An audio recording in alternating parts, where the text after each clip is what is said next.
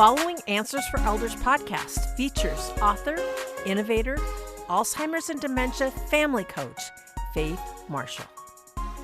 And welcome everyone back to part 4 of this hour as we've been talking about siblings, talking about how to work together in the best, most effective way with the wonderful Faith Marshall. And Faith, you have been so helpful and brought up a lot of really key insights about where families are and what's going on and what's happening. And, we've talked a little bit about, who's on first, but then what happens? We have this final step. So now, what goes next once we get that? Is there like a plan that comes up? What happens? Exactly. Thank you, Suzanne.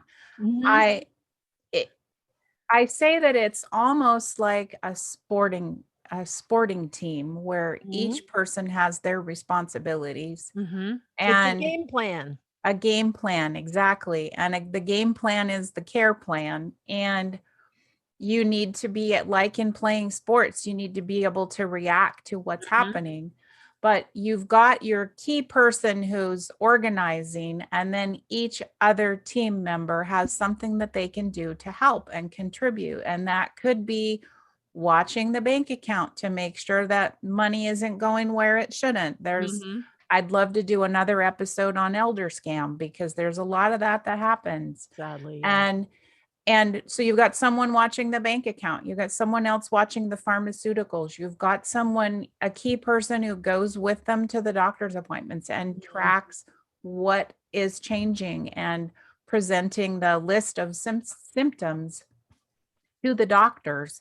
And then the other person might be doing the legal aspects of it, like making sure there's a power of attorney, making sure that there's a financial plan, managing that budget in so that you can see how long is the money going to last, what's the income sources, what are the expenses, do we have to plan for professional care that can be $7,500 to $10K a month. It's a lot of those things. If you can handle them and have them all on the table, it alleviates a little of that fear and allows you to prepare. So you do have to plan for, I'd say 10 years. And depending on when they're diagnosed, if you plan that long, then at least you've got your ducks in a row and you've got your game plan for the game, and you know what to look for the next stages that the patient might be going through. And managing the medications and all of that can also involve some clinical trials that can be very advantageous for the early stages. So there's a lot of moving parts. And if you have the plan, it gives you peace of mind. If you know who to call, if you're the primary caregiver and you get the flu, you know who to call to figure out who's going to come pick up mom and take her for the day so that I don't get her sick with whatever this is, or take mom to the hair appointment. It could be something that you might have a full-time job, but you can enjoy taking mom to the hair appointment, and that can be your thing, lunch and the hair appointment. I started doing mom's nails myself, and that was just my weekly visit. I became her nail care person. And each sibling can come up with something that they do feel comfortable with. If it's not interacting with the patient directly, it can be handling the prescription refills and making sure that you have everything you need on hand. It can be staying on top of the depends orders. There's just so many moving parts. I also want to encourage families to remember the person who is in the front line, the primary caregiver, the person A of team A, and bring them flowers and say, can I bring dinner so you don't have to make it? So the most important thing in this journey is remembering the love. There's a reason why you're in the place that you are in supporting a loved one. And if it's a parent that sacrifice things for you, you may feel obligated to sacrifice for them, but that's not really the main point. The main point is this journey is heartfelt and everyone's dealing with their emotions. And if you can support the loved one firsthand, face to face, take time to do that. Enjoy that journey with them. You'll feel better in the end if you did than if you let your if you succumb to the fear and you avoid interacting with them because it's too emotionally hard for you. But you just need to come together as a family, support each other as well as the loved one, and do it with a heartfelt compassion.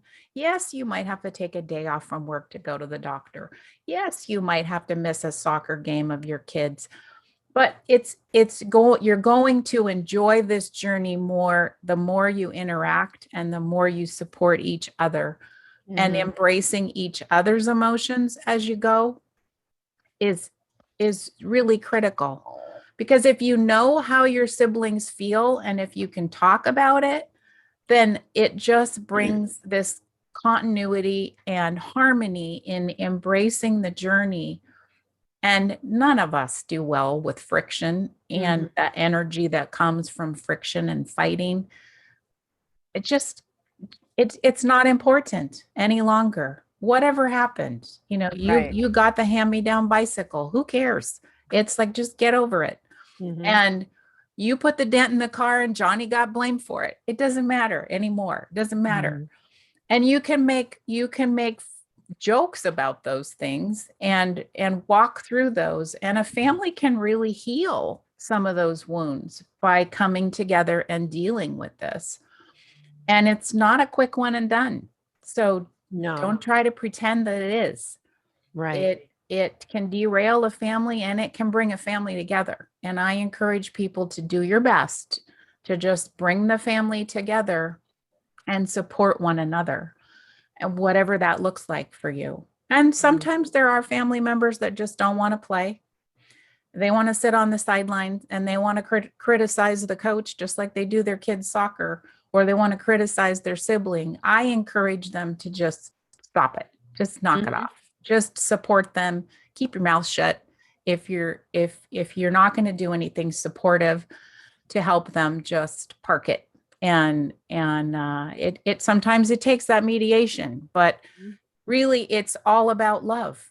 The bottom line is love and caring. I love that. And it's also, I think about at the end of every show, I always say be good to each other, because I really think it's really about being good to one another and be gentle and have compassion, because everyone has their own filters, their own experiences, their own, you know, um, ways of coping. And certainly I know from the stuff that I had with my mom growing up, when I think about all the hardship and the heartache that I put her through as a child, and even into my adulthood, um, I live with that guilt every day. But the good news is that I redeemed myself in her eyes, Right. taking care of her. And so caregiving and being there for a loved one at the end of their lives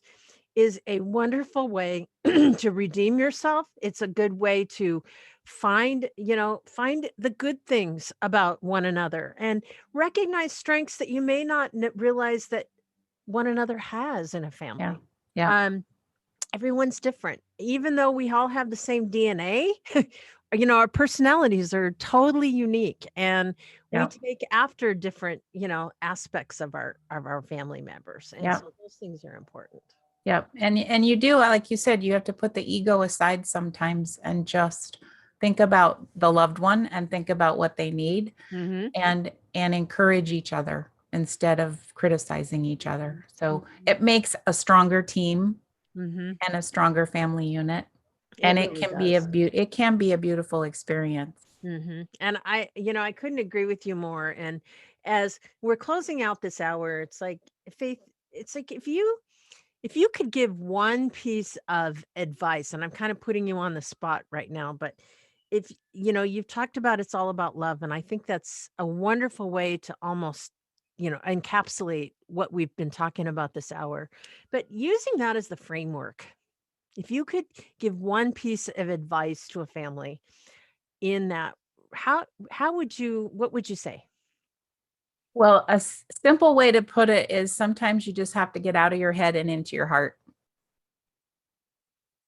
Mhm. Your head is trying to figure all this out, and your heart is listening to the situation and embracing it. And your head and your heart may not agree. Mhm.